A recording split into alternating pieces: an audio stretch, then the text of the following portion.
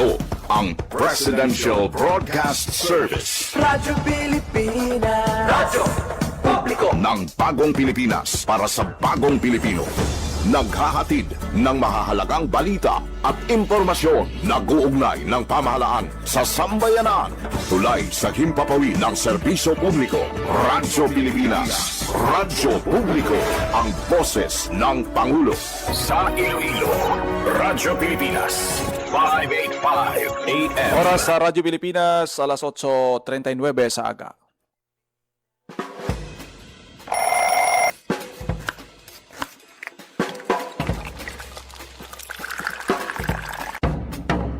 Aga sa Iloilo. Masako. Magahod. Mapagsik. Panibagong adlaw pagkatapos ng paghuway sang gabi antes. Bag-o nga paglaom. Isa naman kapag himakas sa matahom nga palaabuton. Iloilo Morning, ang programa nga kaupod ninyo sa pamahaw kunaga.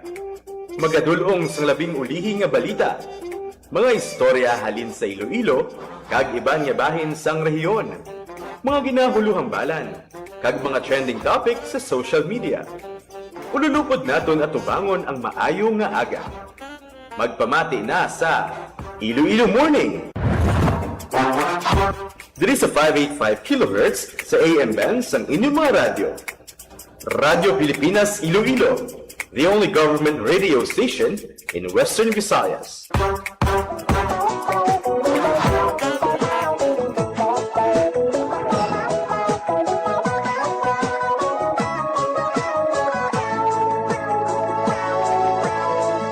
Ayo kaga Pilipinas, good morning Liwat, Western Visayas. Welcome sa Iloilo Morning Program. Si Tuto Gatudo ang Subong adlaw sang Huwebes, July 16, 2026.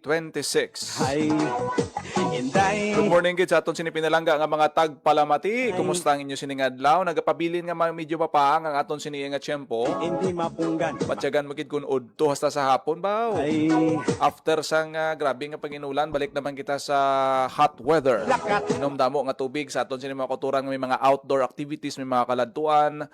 Tempranuhin nyo pa. Balon gid kamo sang tubig, sang inyong maintenance. Kag ang pasensya gid subong kay grabing traffic. Grabe gid ang traffic sa mga major streets naton, especially ang may mga ongoing construction sa pila ka mga infrastructure. Siling sang Kasubong sang flyover dira sa Aganan, mauntagit sang tunay. Lapos sa Ungka, bauti ka damo-damo sang mga nagaagi dira every morning. Inday. Siling man sang Kung wala kakatultol sa mga alternative nga mga alagyan, kag nagadali ka, matrap ka gid sa aton sini nga mga motorista, pwede ka mo kapangita sang mga iban nga alagyan kung nagaagi ka mo from 3rd District, Iloilo Airport, Santa Barbara, padulong sa Iloilo City. Likawan yung gida sa may Aganan flyover kay puwerte ang traffic dira nga area. ko inday. Sa aton talalupang doon nga mga balita, good news ang pasilidad sang NFA kag Department of Agriculture kahapon nga adlaw sa may banwa sang Dumangas ginbuksan na. Additional ini nga mga area sa diin nga pwede makaprocess ang aton nga mga mangunguma sang ila sini nga mga humay ang aton nga NFA, National Food Authority. Kit-anyo na dirang warehouse sa takas harod, lagko da warehouse. Ti kinkis kung maghimo nga sang pagbakla na isang palay bala. Sa aton sini nga mga mangunguma kisa may mga tinion nga ti kun halin ikaw sa malayo-layo nga banwa, dalon mo pa ding imo nga humay no. Pero ti tungod sining facility nga ginbuksan dira sa may area sang Dumangas, Gayon. daw malapit-lapit gawa, no? Especially kung coming from 5th to 4th district ikaw, ti dira makaproseso ka. Kag ini kumpleto sa pasilidad ha. 300 million plus ang budget sini. Mayara sing equipment nga nagaproseso kun ang imo blang nga humay after harvest bala do medyo mabasa-basa no. Ti iban na ilay-angon pa na nila. Ibutang sa dryer, it takes time sa pagbulad sa mga palay nga na. Kung wala ka lugar ting iba naton nga mga kauturan, sa karsada ginabulad eh. Ang ang ilang nga mga produkto nga humay. Ini nga pasilidad makabulig din sa pag-stock sang mga supply sang bugas sang aton siniya National Food Authority. Hindi makatulog sang Kung kumbaga daw ang concentration sang sang aton nga mga warehouse from Takas Haro alone, ini no, ma-extend outside sa Iloilo City, tibot silingon mas malapit, accessible sa aton pila ka mga mangunguma. ay Di plus pa ina sa 100 million worth sang mga equipment sa ginpanagtagman sang Department of Agriculture sa aton siniya mga mangunguma kahapon nga adlaw. na ang Tikita naton nga the government is working ang ini nga mga project, ini nga mga programa gatupa sa aton nga pumuluyo. Amo mula nang importante nga magtupa sa mga beneficiaryo para nga makitaan sa mga sa mga beneficiaries. Ngati amo ini ang mga programa, amo ini ang mga proyekto, hindi lang hasta sa announcement kundi may actual, may hara sing turnover, may na-receive ang aton siniya nga mga beneficiaryo. Kagbulahan kita diri sa Region 6 sa Iloilo nga isa kita sa mga una nga nangin recipient sang sini nga mga programa. ay Sa pihak nga bahin, nagsugod na 3 ka adlaw nga Oplan Kabalaka Expo sa Iloilo City Government. Kabuylog ang CDRRMO. Kahapon ginbuksan ini. Damo na sang display, exhibit sa may Convention Drive, sa may Mega World, sa Festive Walk. hindi mapunggan Ara na subong ang display sang mga damo ni sila, yung mga 30 organization siguro.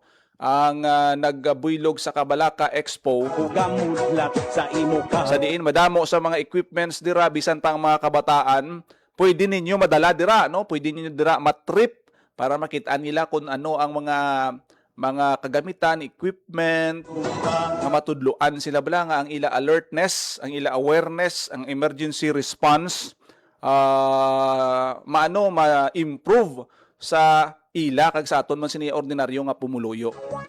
gugma nga wala Hasta pa ni sa buwas libre man lang ini. ay hindi Ipabati naton bala no ang nangin opening kahapon sang sining Oplan Kabalaka sa diin nga ang aton sining Office of the Civil Defense Region 6, City Disaster Risk Reduction Management Office kag Iloilo City Government amo ang nagpanguna sa siniya nga okasyon. Ipabati naton ang nangin mensahe ni Iloilo City Mayor Raisa Treñas. Bilang isa ka komunidad. One of the greatest strengths of Iloilo City has never been about our buildings, our equipment, or our infrastructure. It has always been our people. Sa tiong sambara, may volunteer nga wala nagapili kung sino iyawigan. Sa tiong sang Bagyo, may responders na una pa sa dalan, nagalakat, padulong sa peligro, aglot makabulit. Wala pa nagakakaon, unahon mag-rescue. Witness to sina.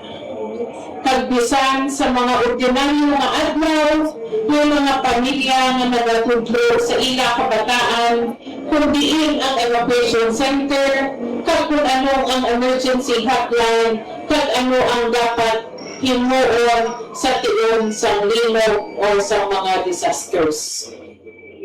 Those are quiet acts of resilience.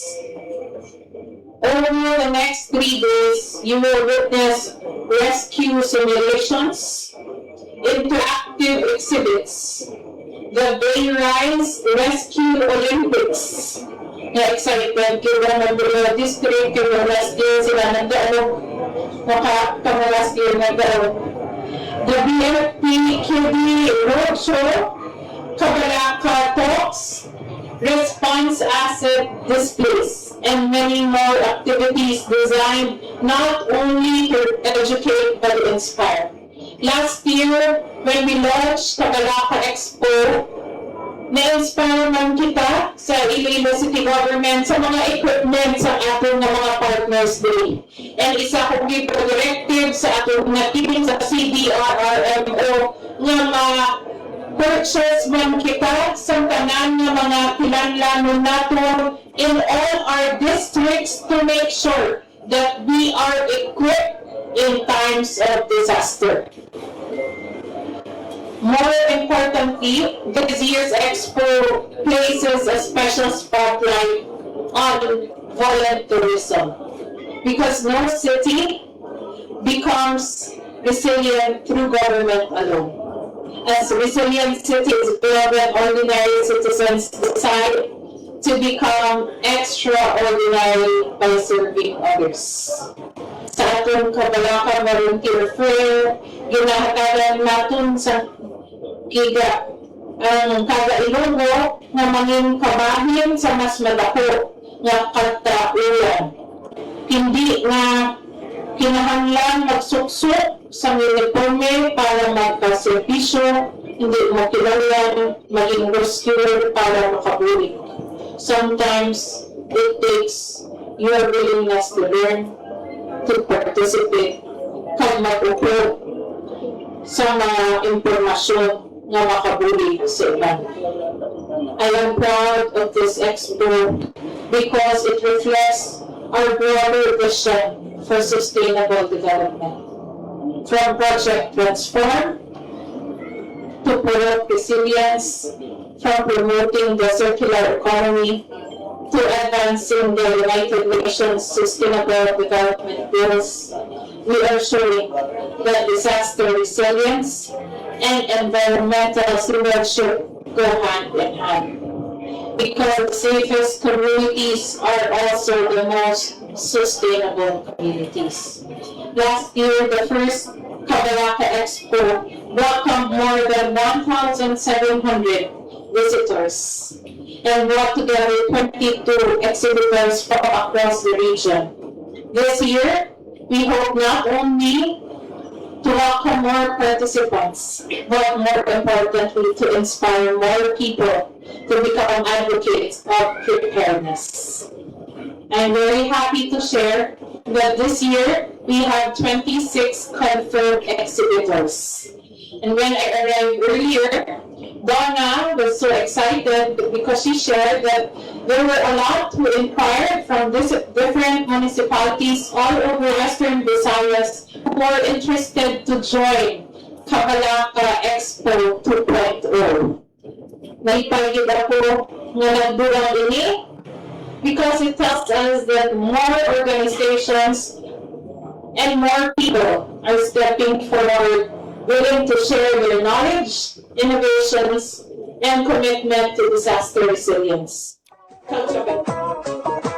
Nabatian ang kabahin sang mensahe ni Iloilo City Mayor Raisa Treñas kahapon ngadlaw sa pagbukas sang Oplan Kabalaka Expo.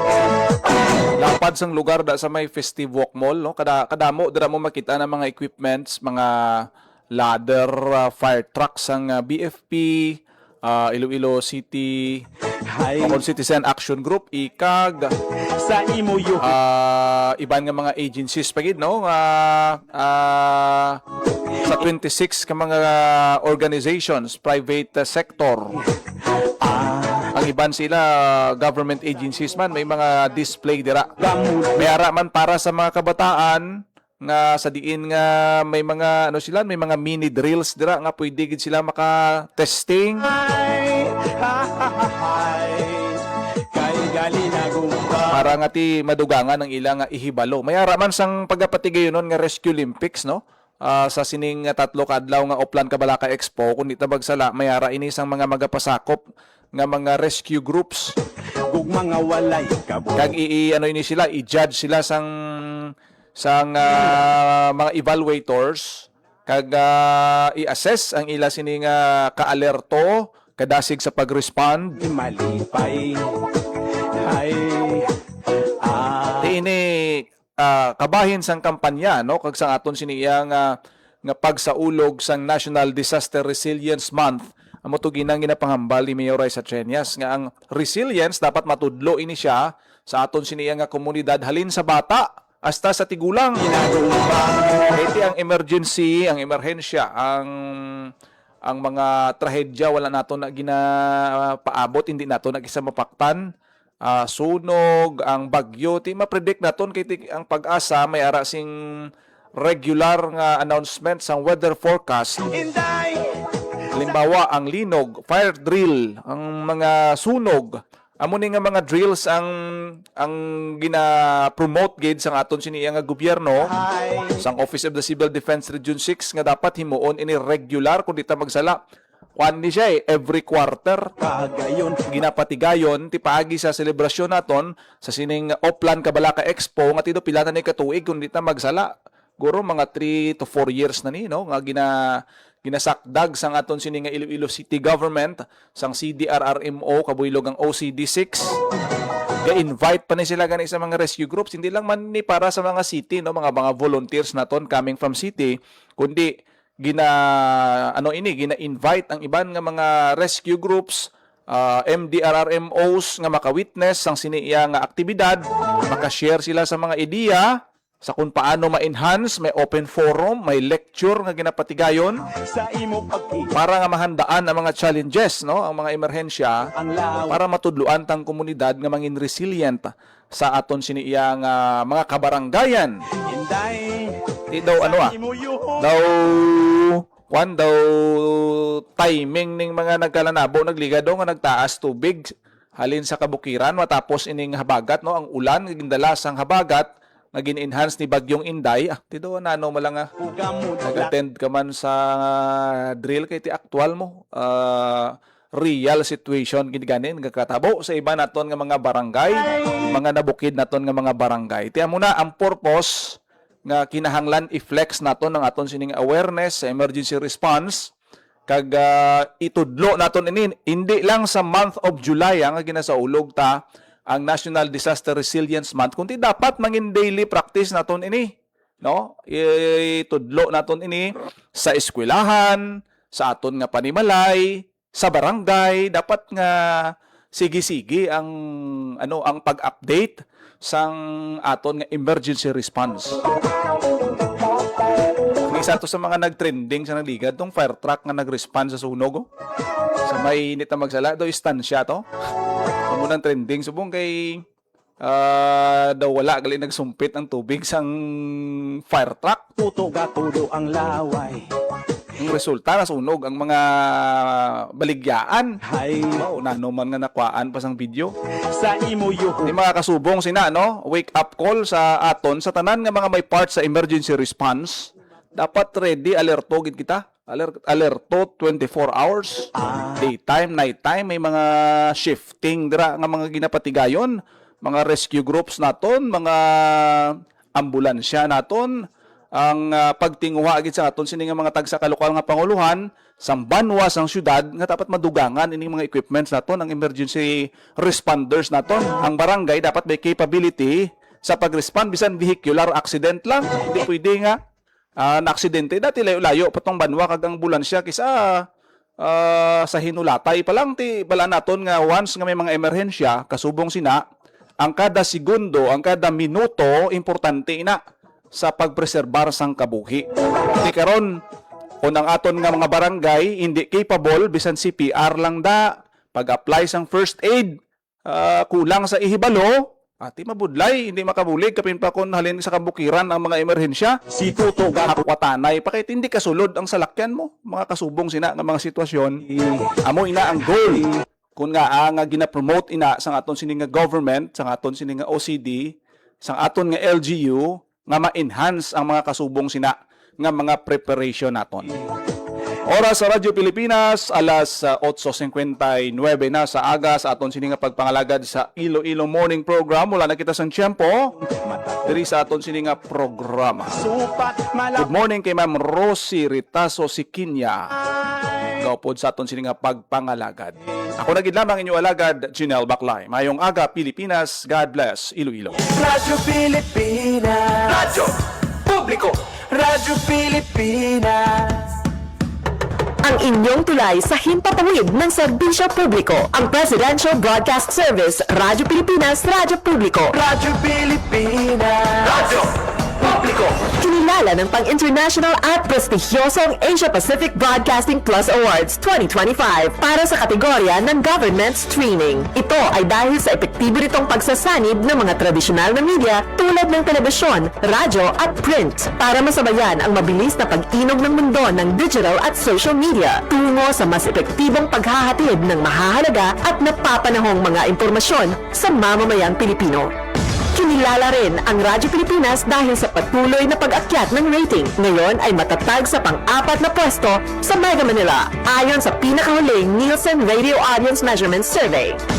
At sa social media, nakamit ang mahigit 2,000% pagtaas ng bilang ng mga sumusubaybay sa Radyo Pilipinas page sa unang bahagi ng 2025. Patunay ito na ang inyong Radyo Pilipinas Radyo Publiko ay tunay na kaagapay ng inyong pamahalaan sa paghahatid ng serbisyo sa mga mamamayang Pilipino. Mula sa aming lahat, sa ngalan ng inyong pamunuan at mga kawani ng Presidential Broadcast Service, kasama ang inyong mga himpilan ng Radyo Pilipinas sa buong kapuluan. Maraming salamat po sa inyong lahat, sa inyong pagtangkilik at pagkilala. Radyo Pilipinas. Radyo Publiko.